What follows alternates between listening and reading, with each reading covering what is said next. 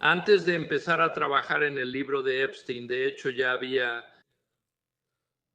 escrito un libro sobre Donald Trump y sus problemas con las mujeres. Ese libro se llamaba Todos los hombres del presidente, Donald Trump, en la creación de un depredador. Y decidí hacer ese libro inicialmente cuando él asumió el cargo por primera vez, cuando estábamos conociendo todos los detalles sobre Stormy Daniels y una modelo de Playboy llamada Karen McDougal. Y aparentemente él estaba manejando estos dos asuntos a espaldas de su esposa, Melania.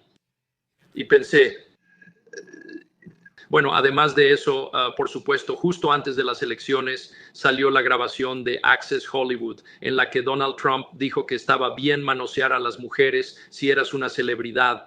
Y tuvimos 26 acusaciones diferentes de mujeres contra él por conducta sexual inapropiada y acoso. Y pensé como periodista, dije, sabes, esto es increíble. Tenemos un nuevo presidente que tiene este historial y cada día estamos aprendiendo más sobre esto. Así que me embarqué en un libro de investigación, y descubrí que había incluso más mujeres que las 26 iniciales que se habían presentado.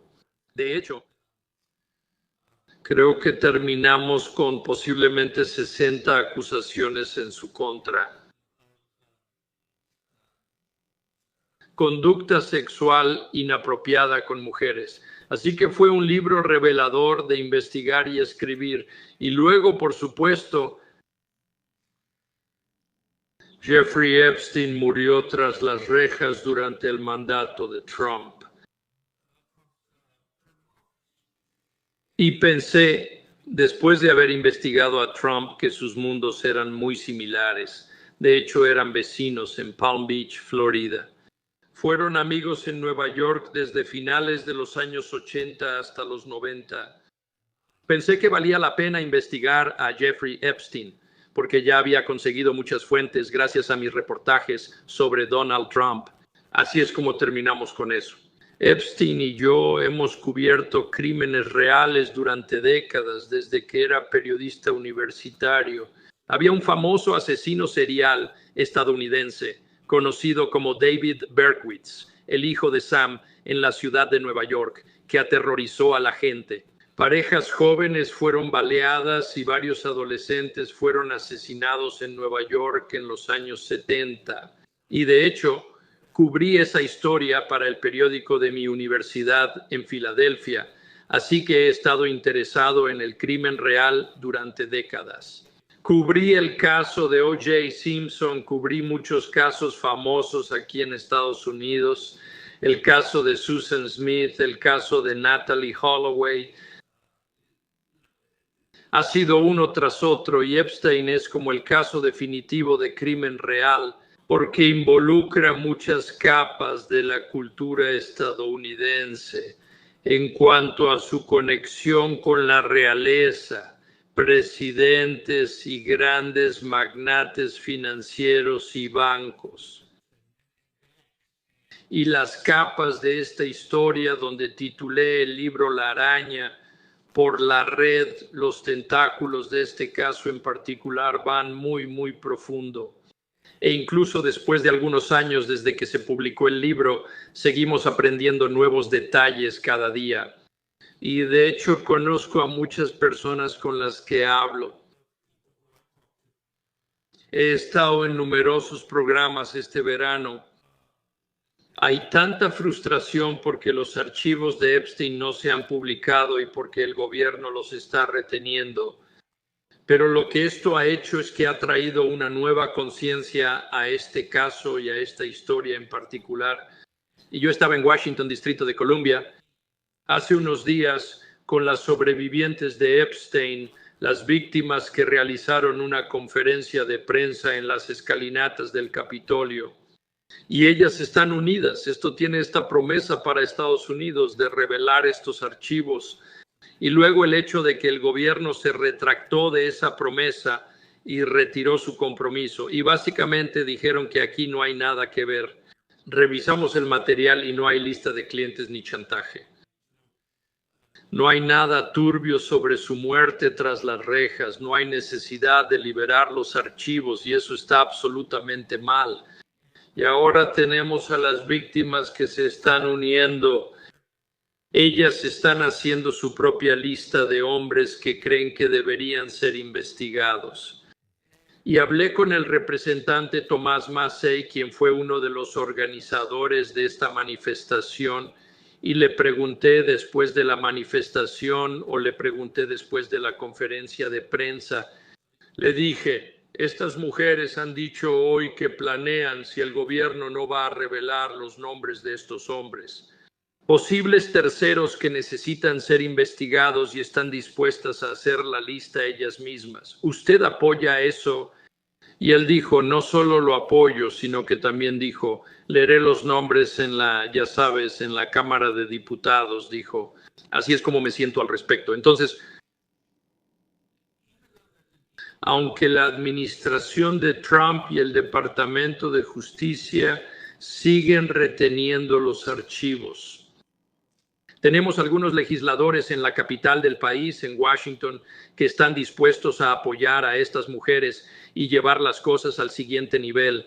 Y ahí es a donde tenemos que ir, porque hay hombres allá afuera, no solo en Estados Unidos, sino en todo el mundo. ¿Quiénes participaron en la red de tráfico sexual de Jeffrey Epstein y Ghislaine Maxwell? Y luego hay otros hombres, no hombres que participaron en el tráfico sexual en términos del abuso sexual, pero hay otros hombres que ahora actuaron como facilitadores. Estos eran hombres que ponían a las jóvenes en aviones, algunas personas conectadas con agencias de modelaje y demás, con las que Jeffrey Epstein tenía conexiones. Y él hacía que estas jóvenes fueran llevadas en avión a las Islas Vírgenes para llevarlas a su isla y abusar de ellas. Y sabemos con certeza que a estos hombres se les ha pagado dinero para reunir a estas jóvenes. ¿Y cómo hacían esto? Les prometían a estas jóvenes de países de Europa del Este que podían ir a Estados Unidos y convertirse en modelos. Así que se enfocaban en estas chicas jóvenes y las subían a aviones. Luego Jeffrey Epstein hacía que recogieran a estas chicas en el aeropuerto de las Islas Vírgenes en St. Thomas y después las transportaba en bote a su isla para abusar sexualmente de ellas.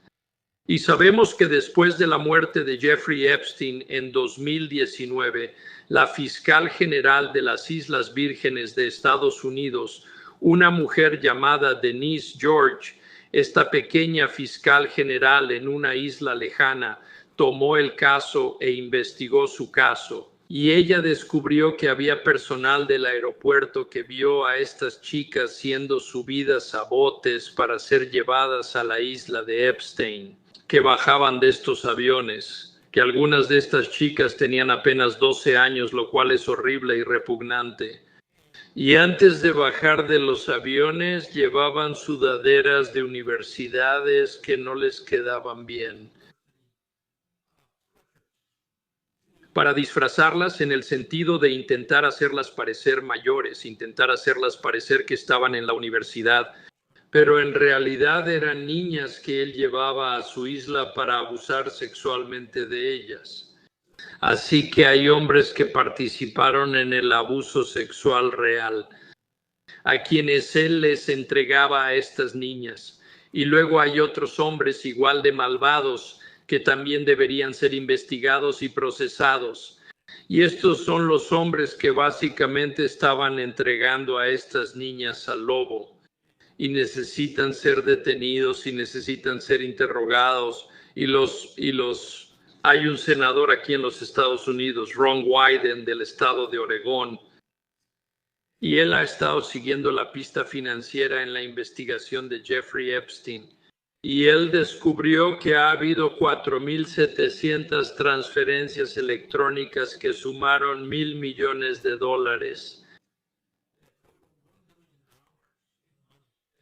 Dinero que pasó por bancos de Estados Unidos y de Rusia. Y este era el dinero que Jeffrey Epstein usó para pagar y financiar su red de tráfico sexual. Cuando tienes estados de cuenta o transferencias electrónicas, Siempre hay un rastro de dinero, síguelo. El famoso dicho salió de la investigación de Watergate. Hay registros bancarios, registros financieros. ¿Por qué nuestro gobierno apenas está esperando ahora para empezar a investigar esto? No tiene ningún sentido. Bueno, realmente ha expuesto la podredumbre y te felicitamos por ir y estar con los sobrevivientes cuando hicieron la conferencia el otro día, la cual todos estábamos viendo y apoyando. Y sabes, en este camino, Barry, mientras has desenterrado esta red, la telaraña, ¿empezaste sabiendo el tamaño y el alcance tan grande del aparato? ¿O fue que mientras más descubrías, más aprendías? Bueno, no hay duda, Sean Atwood, de que no tenía idea de qué tan profundo llegaba esto. Y por supuesto, ahora lo sabemos. Es extremadamente probable que Jeffrey Epstein tuviera conexiones con la inteligencia en términos de ser un posible agente de inteligencia, posiblemente para más de un país. Sabemos que en el momento de su acuerdo de no enjuiciamiento, que fue solo una palmada en la muñeca en 2008, el FBI en ese entonces, después de la investigación inicial de la policía de Palm Beach, Florida, y esto comenzó en 2004 con el hecho de que la policía de Palm Beach descubrió que Jeffrey Epstein había abusado sexualmente de 40 niñas en Palm Beach, Florida. Algunas de ellas provenientes de una preparatoria en particular, Royal Palm Beach High, que estas chicas fueron preparadas en algunos casos por su cómplice, Ghislaine Maxwell, con la promesa de ganar $200 por darle un masaje a un multimillonario. Y luego se les pedía que trajeran a sus amigas y después a esas amigas se les pedía que trajeran a sus propias amigas. Y Jeffrey Epstein en algunos días tenía relaciones sexuales. No diré relaciones sexuales porque esa no es la palabra correcta, esa no es la terminología correcta para usar. Esto eran violaciones, esto era abuso sexual forzado de menores. Y esto ocurría de 3 a 10 veces al día, si puedes imaginar eso. Y la policía de Palm Beach hizo lo absolutamente correcto cuando recibió el aviso de lo que estaba ocurriendo detrás de los muros de su mansión. Y de hecho el jefe de policía vio que Jeffrey Epstein tenía conexiones en la comunidad social de Palm Beach y la policía temía que él fuera a salirse con la suya. Y trajeron al FBI que comenzó a investigar no solo lo que estaba ocurriendo en Florida, sino también lo que había estado ocurriendo en la mansión de Jeffrey Epstein en la ciudad de Nueva York. Y ellos, gracias al trabajo de Marie Villafana, querían acusar a Jeffrey Epstein de 60 cargos, lo que lo habría puesto tras las rejas por un mínimo de 18 años. Y lo que pasó fue que Jeffrey Epstein contrató a un equipo de abogados de ensueño, similar a lo que hizo O.J. Simpson en California, y Jeffrey Epstein armó su propio equipo de ensueño. El prominente abogado y graduado de Harvard, Alan Dershowitz, estaba en el equipo. Ken Starr, quien era un abogado destacado en Washington, Distrito de Columbia, estaba en el equipo. Jay Lefkowitz, un abogado prominente, estaba en el equipo.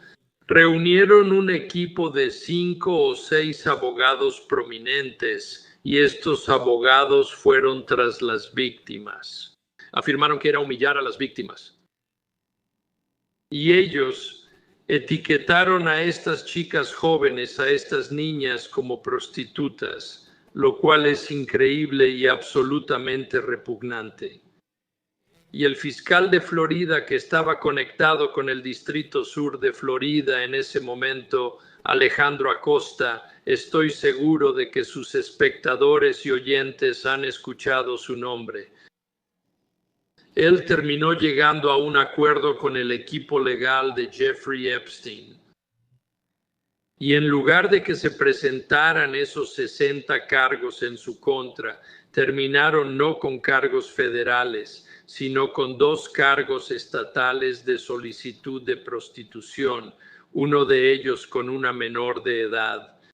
Y Jeffrey Epstein recibió una condena muy leve de menos de 1 año tras las rejas. La sentencia terminó siendo de aproximadamente 13 meses. La mayor parte de ese tiempo, él estaba fuera bajo el llamado permiso de trabajo, entre comillas, ya sea en su oficina o en su mansión. Tenía un dispositivo electrónico de monitoreo en el tobillo